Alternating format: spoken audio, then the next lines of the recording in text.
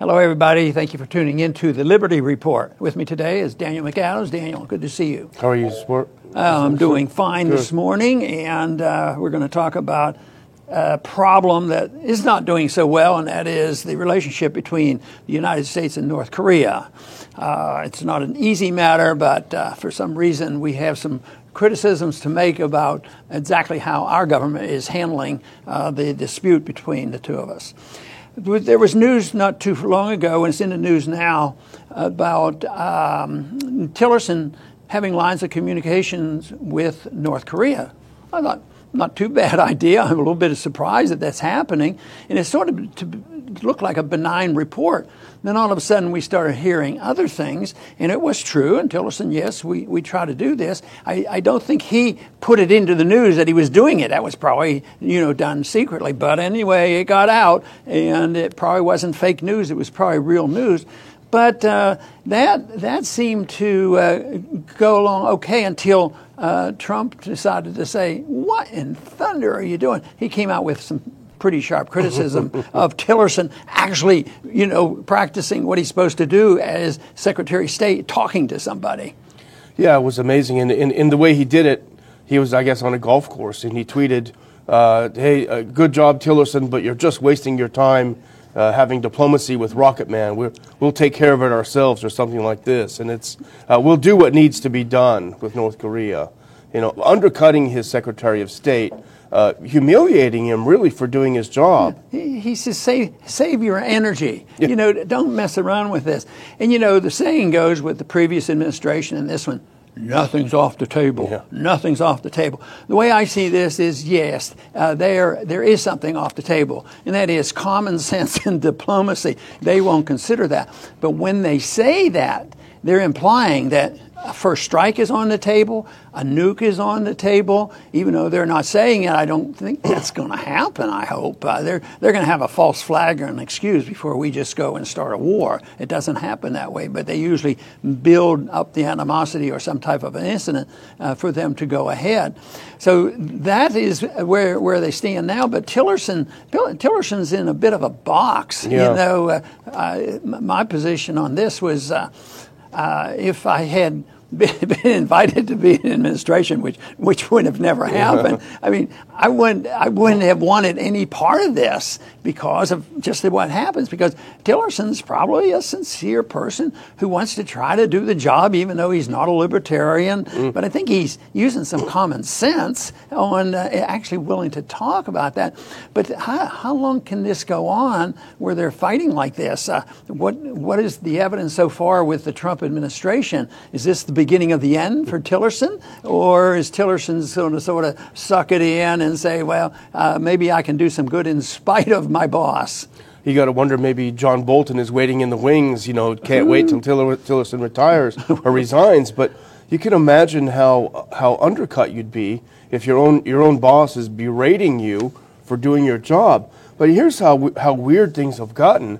And I noticed this was linked to an antiwar.com article.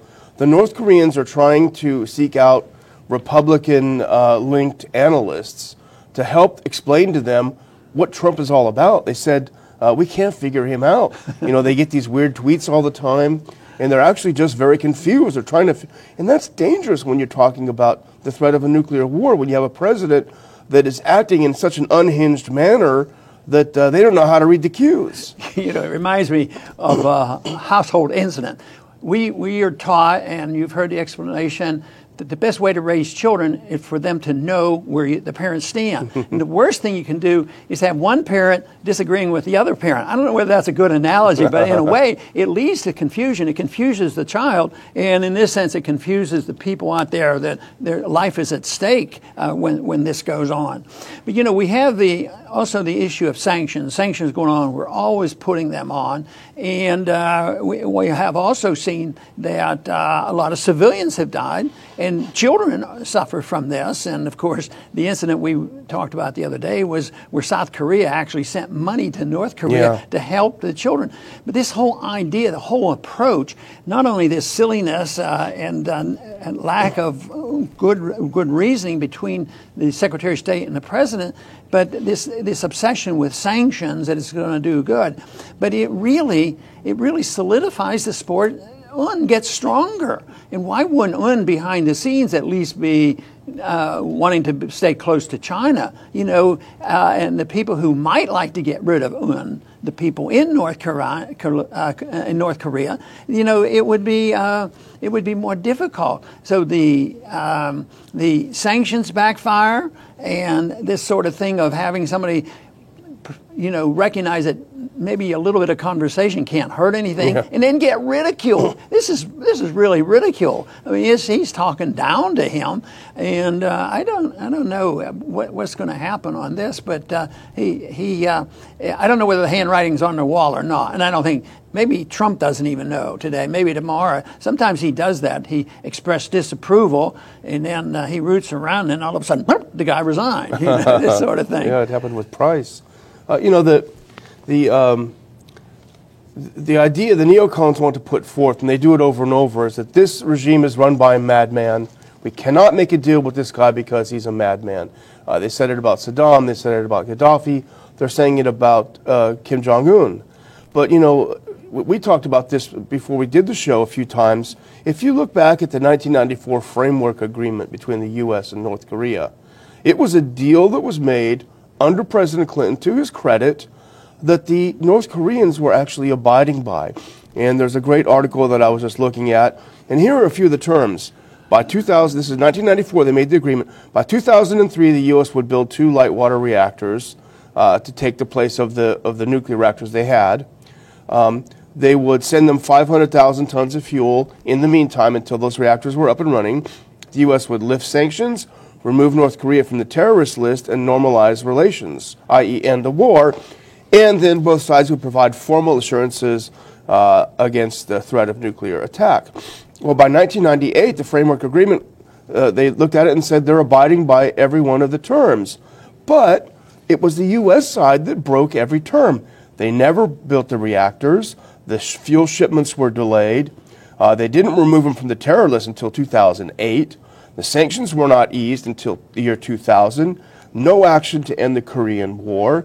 And in 2002, there was a threatened nuclear strike on North Korea. So that's when they said, we've had enough, and they pulled out of the deal. So really, you can make a deal with him, and they did make a deal with him.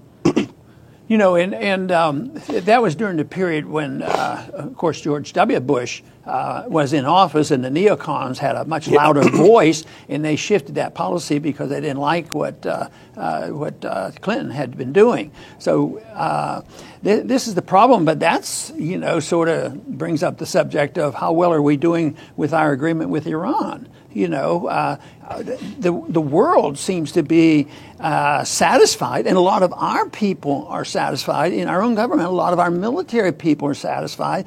Dunsford, the Joint Chiefs of Staff chairman, he's okay with this, and he says they're all in compliance. Even Tillerson, he says a few words that sort of supports Trump. Well, maybe they should change some things, but he says they're in compliance. And IAEA, the United Nations inspectors, say they're in compliance, and yet Trump says they're not in compliance, we're going to break this off. So we have 2 generals now, the general in the Air Force, along with Dunford, they're both disagreeing with the president in public. One time MacArthur did that, and a similar thing, and he was gone in a day. But generals, most of the time, do not, essentially never downplay the president because he's the commander-in-chief, and it's a military position he holds for the military. But now there's 2 of them doing this. So if somebody is buried someplace in there, which I'm not saying that it is, and they're trying to cause chaos in the administration and confusion, somebody is doing a pretty good job. I can't believe it's deliberate, but who knows? Maybe it's but Putin. Anyway, something's going on there with chaos is coming out of the administration, and nobody knows what the foreign policy is all about and what tomorrow will bring. One thing is, I watch the markets very closely, and in the first 6 months or so, every time Trump said something pretty ridiculous, the markets responded. But right now, the markets are sort of benign to it. Ignore him. I don't know whether they'd respond to anything except buy more stocks and buy military stocks. talks, because when he says things that, this doesn't make any sense, that it's sort of benign, and I don't know whether that's a little bit more complacency, because he is the president, he does have a lot of authority, and he can fire these guys when they get out of line, but it is a mess, and this thing looks like they're determined to go, well, the neocons are determined. Now, I don't know how long the neocons are going to put up with these people who are saying, that we're in compliance. That must annoy some of the neocons when they hear those stories. And, Dunford, he was speaking before the U.S. House when he said this, excuse me, and he made a very good point. He said, because they are in compliance with the agreement, Iran is in compliance, if we pull out of the deal unilaterally and say they're not when they are, it's going to make the U.S. look bad, and it's going to make it very difficult for us to make deals with any other nation, probably thinking about North Korea and a number of other places. So he makes a good point, really. Our credibility is on the line. Washington's credibility is on the line as an international actor.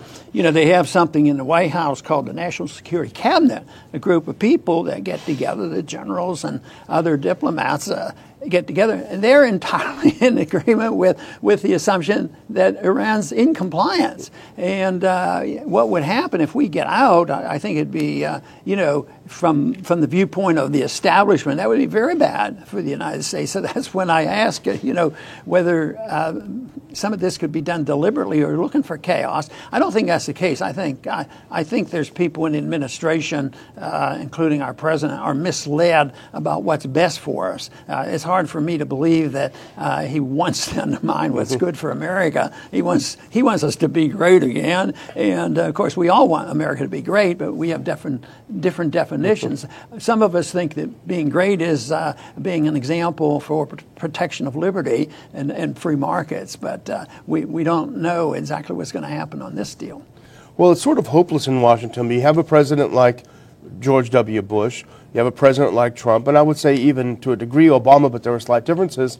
They get into town with very little foreign policy experience, very little understanding, not big readers, neither the two of them, and they get there and then they hear the neocons singing the siren songs.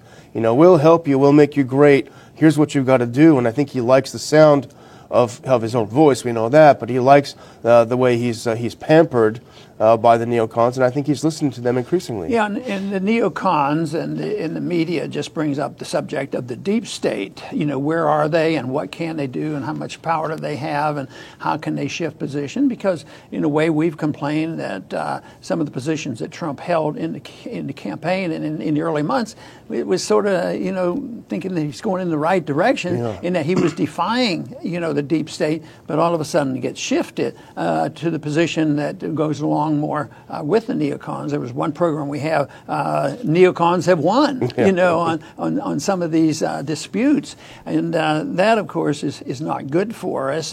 And right now there's not a precise foreign policy that we can decipher from what's going on. And look at someone like Nikki Haley, who we talk about a lot. Here she is at the UN. She's literally a bomb thrower. She's even worse than Samantha Power. And she, over the weekend, said something like Assad needs to go. She's going back to 2011. So he's got these people surrounding him. He thinks they're great people doing a great job, but they're really undercutting our reputation and our safety. Well, there's no doubt about that. Would you like to sort of summarize this dilemma that we have, and what are we going to do about it other than keep running our program here and trying to explain things to ourselves and everybody else? Well, I think it was great that Tillerson said we have direct connections with North Korea. He was asked, well, is it through China? And they said, no, we have some direct ties. And I think that is encouraging. Hopefully Trump, when he's on the golf course, sticks to golf. That would be a better idea. No, I think this is the case that what we need to do is talk to people. Why shouldn't there be nothing taken off the table? And like I said before, the only thing they take off the table is common sense and diplomacy, and you're not even allowed to consider that, but you're allowed to consider nuclear first strikes. Nothing off the table except diplomacy.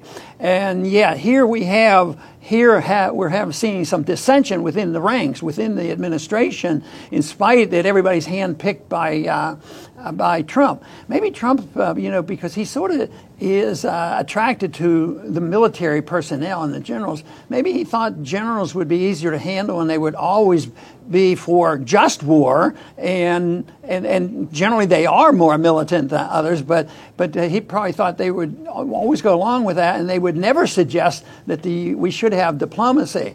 So I think the case here is, yes, 3 cheers for Tillerson. I hope he keeps doing this. I hope he doesn't leave, even though he isn't a non-interventionist like ourselves. He certainly would, if he has influence, tone down what Trump is saying, but it remains to be seen. Who knows? Within a week he may be gone. I hope not. I want to thank everybody for tuning in today to the Liberty Report. Please come back soon.